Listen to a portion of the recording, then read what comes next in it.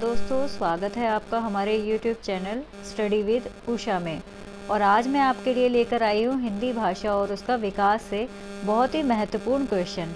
मैं आशा करती हूँ आपको यह वीडियो पसंद आएगी। अगर आपको यह वीडियो पसंद आए तो कृपया मेरे चैनल को सब्सक्राइब करें और इस वीडियो को लाइक एंड शेयर करना ना भूलें। चलिए शुरुआत करते हैं। क्वेश्चन नंबर 1, लिपि के विकास क्रम में पहली लिपि है।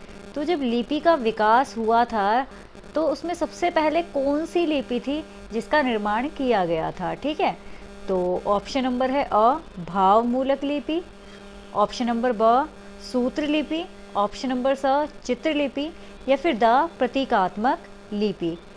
तो इसमें से सही आंसर हमारा क्या हो जाएगा? स ऑप्शन, चित्रलिपि। ठीक है, और चित्रलिपि क्यों है? क्योंकि अगर हम देखें कि आदि मानव जो थे उनकी कोई भाषा या उनकी कोई लिपि नहीं थी, वो कैसे अपनी बात को दूसरे तक पहुंचाते थे? चित्रों के द्वारा ही।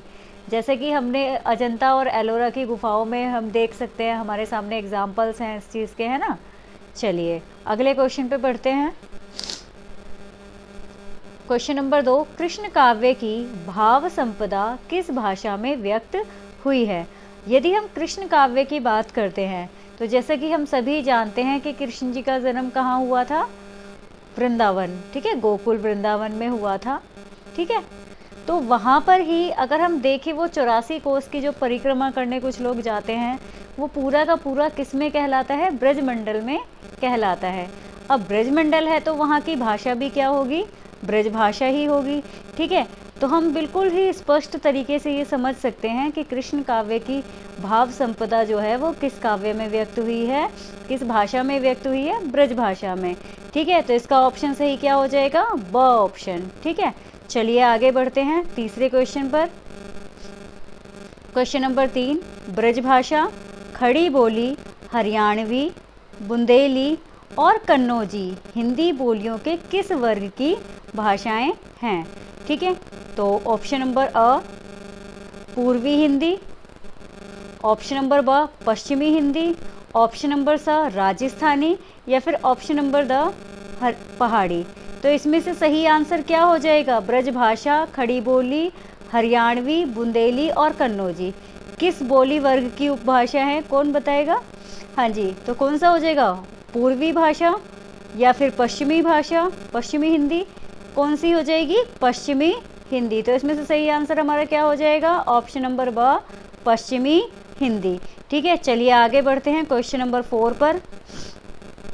मुगल काल में हिंदी भाषा पर प्रभाव डालने वाली भाषा कौन सी है? तो मुगल काल में हम ये बहुत ही अच्छे तरीके से समझ सकते हैं कि मुगल काल में कौन सी भाषा ने हिंदी भाषा पर सबसे अत्यधिक प्रभाव डाला था। जब मुगल आए थे तो वो अपने साथ फारसी और अरबी भाषा साथ लेकर आए थे। ठीक है, तो इसमें ऑप्शन पढ़ने की ज़रूरत नहीं है। आपका सही ऑप्शन क्या हो जाएगा? ऑप्शन नंबर अ, फारसी। ठीक है, चलिए आगे बढ़ते हैं। इन लिपियों में से कौन सी लिपि पहले रेखता लिपि की भांति दाएं से बाएं लिखी जाती थी? ठीक है, दाएं से बाएं, दाएं से बाएं हम जानते हैं कि फारसी, अरबी, उर्दू ये जो भाषाएं होती हैं ये हमेशा दाएं से बाएं की ओर लिखी जाती हैं। वहीं अगर हम देवनागरी लिपि की बात करें तो वो कैसे लिखी जाती है? बाएं से दाएं की ओर। या फिर अगर हम संस्कृत की बात करें तो वो भी कैसे लिखी जाएगी? दाएं से बाएं से दाएं की ओर। ठीक है, तो इसमें से सही ऑप्शन हमारा क्या हो जाएगा? ऑप्शन नंबर अ, ब्राह्मी लिपि, ऑप्शन नंबर ब, खरोष्ठी लिपि, ऑप्शन नंबर स, चित्रलिपि, या ऑप्शन नंबर द, सूत्र लिपि। तो सही आंसर हमारा क्या हो जाएगा? ऑप्शन नंबर ब, खरोष्ठी लिपि। ठीक है, चलिए आगे बढ़ते हैं। देवनागरी लिपि में हिंदी के अतिरिक्त और कौन सी भाषा लिखी जाती है?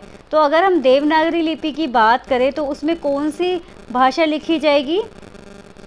अ, तमिल, ब, बांग्ला, स, पंजाबी, या फिर द, मराठी। तो इसमें सही आंसर हमारा क्या हो जाएगा? उत्तर नंबर द। ठीक है, मराठी हो जाएगा। चलिए आगे बढ़ते हैं।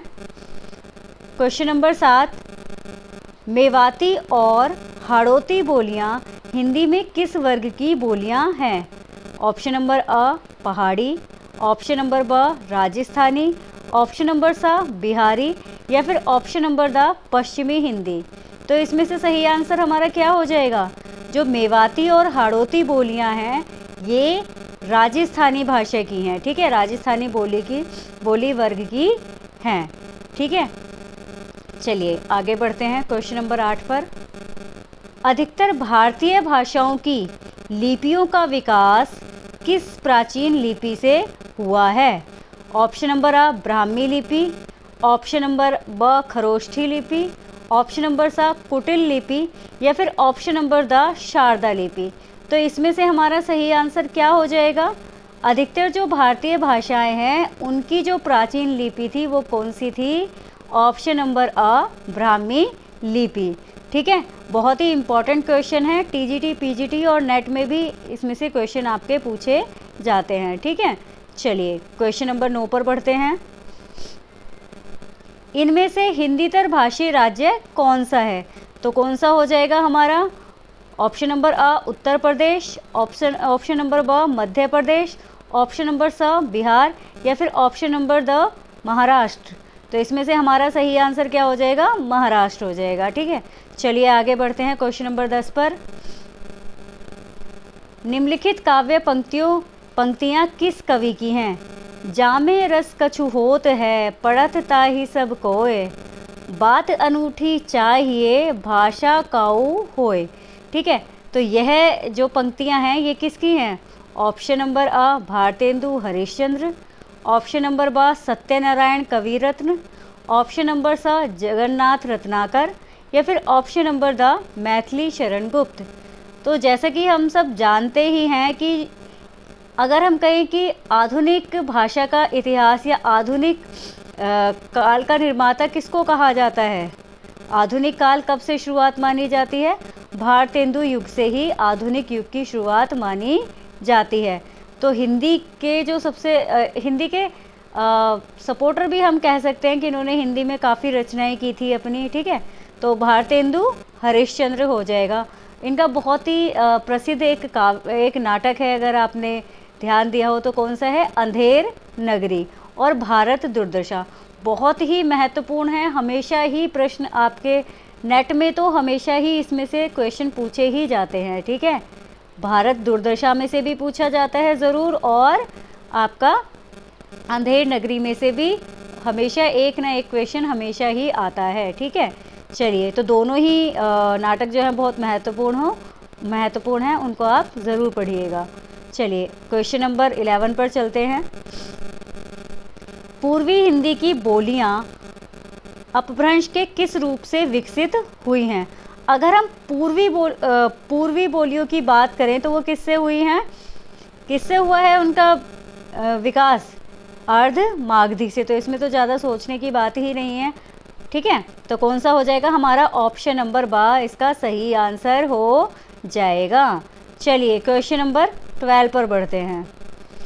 पाणिनि ने किस ग्रंथ के द्वारा संस्कृत भाषा को एक रूपता देने का प्रयास किया है? बहुत ही महत्वपूर्ण क्वेश्चन है, मोस्ट इम्पॉर्टेंट क्वेश्चन है, इसको ज़रूर याद रखिएगा। ऑप्शन नंबर अ अष्टाध्यायी, ऑप्शन नंबर ब महाभाष्य, ऑप्शन नंबर स योग वशिष्ठ, या फिर ऑप्शन नंबर द बृहस्पति नीति सार, ठीक है। तो इसमें से हमारा सही आंसर क्या हो जाएगा? ये हम सभी जानते हैं कि जो पाणिनि है उनकी रचना कौन सी है? अष्टाध्यायी है, ठीक है। तो ये जो है बहुत ही इम्पॉर्टेंट है अष्टाध्यायी। चलिए अगले 13वें क्वेश्चन पे बढ़ते हैं अपने। पश्चिमी हिंदी का उद्भव किस अपभ्रंश से हुआ है? यदि हम पश्चिमी हिंदी की बात करते हैं तो उसका उद्भव किससे हुआ है? ऑप्शन नंबर आ शौर सैनी, ऑप्शन नंबर बा मागधी, ऑप्शन नंबर सा अर्ध मागधी, या फिर ऑप्शन नंबर द पैशाची। तो इसमें से सही आंसर हमारा क्या हो जाएगा? ऑप्शन नंबर अ शौर सैनी, ठीक है। तो हमेशा याद रखिएगा कि पश्चिमी जो हिंदियाँ हैं वो किससे उनका उद्भव हुआ है, किस अपभ्रंश से? शौर सैनी से, ठीक है। चलिए अगले 14वें क्वेश्चन पे बढ़ते हैं अपने। खड़ी बोली हिंदी साहित्य धरातल पर किस शताब्दी में विकसित हुई थी?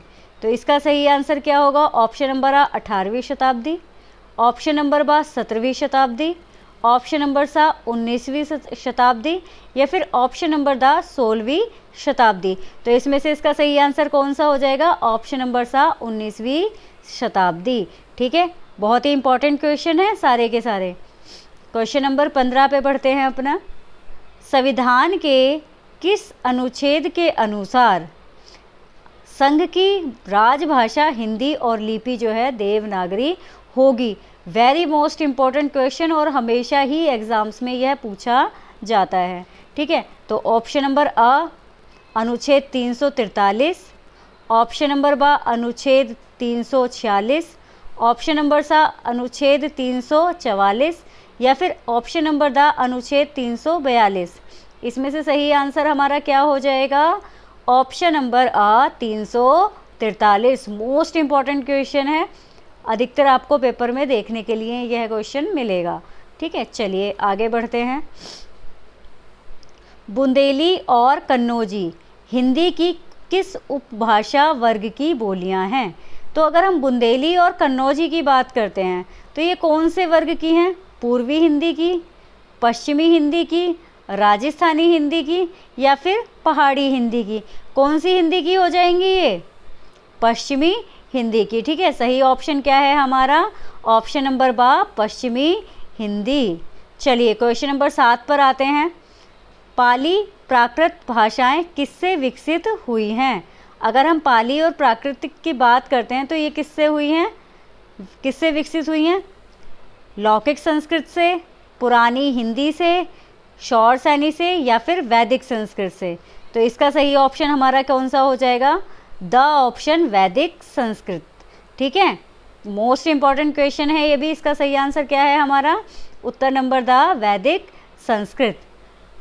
Question number 18। संविधान की 8वीं अनुसूची में कौन सी भाषा शामिल नहीं है? तो इसमें से कौन सी भाषा शामिल नहीं है? Option number a Brajbhasha, option number b Bundeli, option number c Khari Boli, या फिर ऑप्शन नंबर डी अवधी। तो इसका सही आंसर क्या हो जाएगा हमारा? Option number D, option number D Awadhi भाषा जो है वो 8वीं अनुसूची में सम्मिलित नहीं थी। ठीक है, चलिए आगे बढ़ते हैं क्वेश्चन नंबर 19 पे। ये तो मोस्ट इम्पॉर्टेंट क्वेश्चन है और ये नेट में आया हुआ क्वेश्चन है। ठीक है, हिंदी भाषा के विकास का सही अनुक्रम कौन सा है? तो कौन सा है? ऑप्शन नंबर ए पाली, प्राकृत, अपभ्रंश, हिंदी, या फिर ऑप्शन नंबर बी प्राकृत, अपभ्रंश, हिंदी, पाली, या फिर ऑप्शन नंबर सी अपभ्रंश, पाली, प्राकृत, हिंदी, या फिर ऑप्शन नंबर डी हिंदी, पाली, अपभ्रंश, प्राकृत। तो इसमें से सही ऑप्शन हमारा कौन सा हो जाएगा? ऑप्शन नंबर ए पाली, प्राकृत, अपभ्रंश और हिंदी, यह हमारा सही ऑप्शन हो जाएगा। चलिए क्वेश्चन नंबर 20 पे बढ़ते हैं। Question number 20। मुंडा भाषा परिवार का क्षेत्र कौन सा है? तो मुंडा भाषा परिवार का क्षेत्र कौन सा है? Option number a Rajasthan, option number b Madhya Pradesh, option number c Tamil Nadu, या फिर ऑप्शन नंबर डी छोटा नागपुर। तो इसमें से सही आंसर हमारा क्या हो जाएगा? ऑप्शन नंबर बी मध्य प्रदेश। तो जो मुंडा भाषा परिवार का क्षेत्र है वो कौन सा है? मध्य प्रदेश है। इसी के साथ ये वीडियो यहीं पे समाप्त होती है। अगर आपको यह वीडियो पसंद आई हो तो कृपया मेरे चैनल को लाइक करें, सब्सक्राइब करें और वीडियो को शेयर करना ना भूलें। और जो छोटी मोटी गलतियाँ हुई हैं उनके लिए मुझे क्षमा करें। Thank you.